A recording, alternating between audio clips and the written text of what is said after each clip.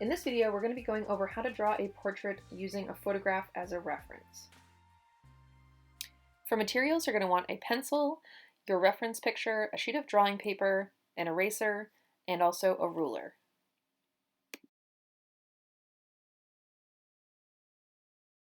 So the first thing we're going to do is give ourselves a box that's going to match the size or scale of the photograph.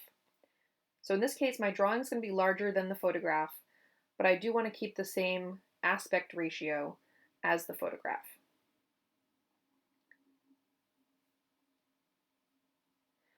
Step 2 is looking for common measurements on the face. So I'm taking my pencil and using it as a vertical line, and then I'm just seeing where I can find some commonalities between the size of the forehead, from the eyebrow to the edge of the glasses, and from the edge of the glasses maybe to the bottom of the lip. Then I'm trying to see if those translate horizontally. Step 3, we're going to block in the shapes. So this is where our drawing actually begins. And first I'm looking at the negative space around the subject. So I'm sketching in the area that's going to be left blank to the left side of my face. So I'm giving myself some kind of general marks that are going to determine how much of the drawing surface is actually going to be the portrait and what space is going to be the background. So to block in my general shapes, I'm just really lightly going in with a pencil, and you'll notice that I'm keeping track of where I am by having my left hand move along the photograph. So as I make a mark, I'm moving my finger down the photograph and kind of relaying that information onto my drawing paper. So in order to place the eyes, I'm going to be using my glasses in the photograph as a guide for where the eyes should happen. So you can see I'm drawing lightly on top of my photograph to practice the angle, and that's really great for learning the curve or the specific angle that something is supposed to have by just lightly going over it on your photograph a couple times and then translating that to your paper.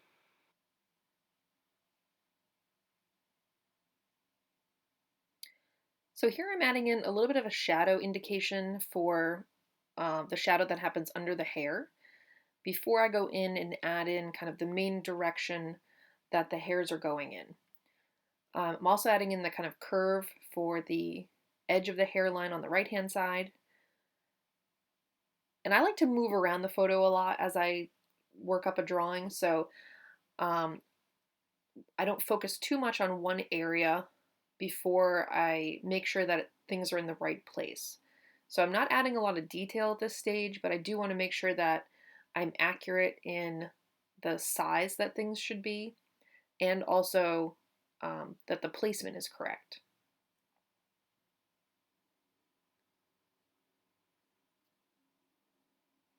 So for the bridge of the nose, I'm using the glasses again as a way to determine the width of the nose based on the kind of curve on the underside of the glasses.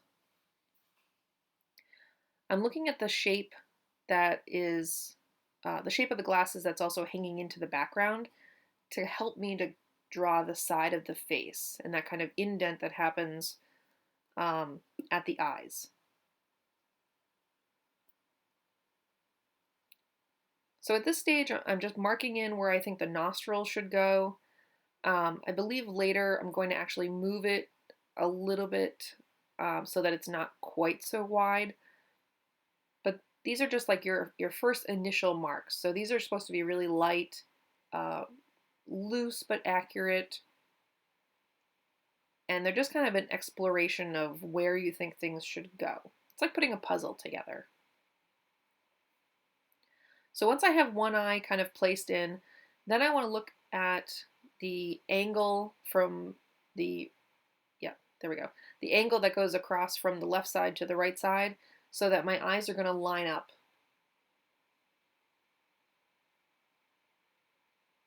I'm also looking at the negative space between the frame of the glasses and where it meets the eye.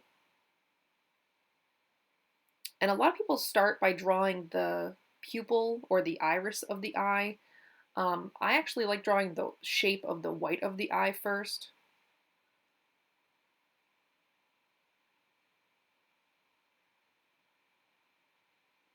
So a little bit more nose detail.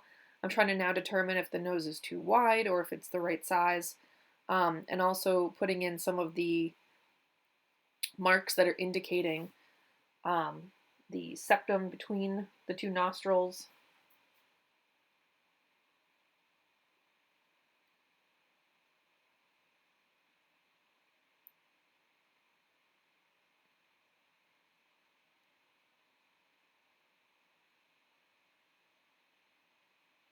So to check and make sure that the nose is in the right place, I'm adding in some additional lines that are showing things like the Cupid's bow above the lips, that little indentation where the lips meet the nose, that little dip. And I'm also including some of the lines that are going to indicate shadow areas later, because those are going to help me to determine if things are the right size.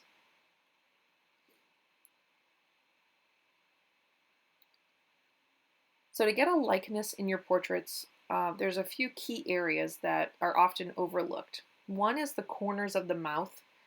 Um, if you have a photograph and the corners of the mouth are downturned and you draw them as if they're upturned, it's really going to affect if your portrait has a resemblance to the person. So spend some time looking at the corners of the mouth um, and just kind of refining if they should be further up or further down,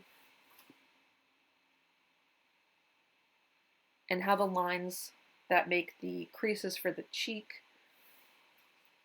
kind of flow into um, the chin area.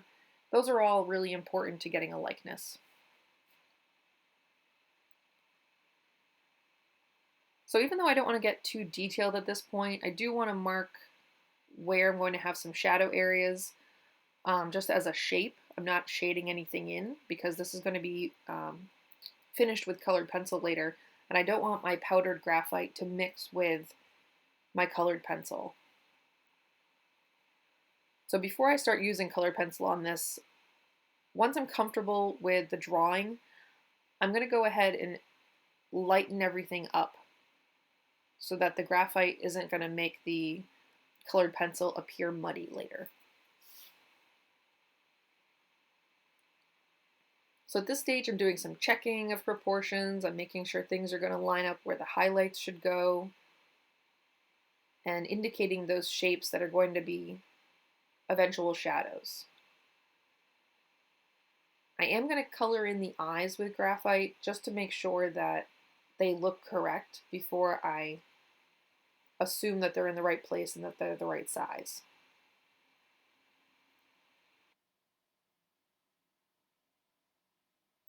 So I'm just making some adjustments to the shape of the eye, making sure that they are going to line up, that the pupils look like they're facing in the same direction, and that there is some white reserved for highlights to show that the eyes have a glossy or wet appearance. At this stage, I'm noticing that the side of the face is a little bit off, so I'm going in and making some adjustments so that there's a difference between the side of the face that's in the frame of the glasses, or is being distorted by the glass, and then there's a different line for the side of the face that's not in the glasses.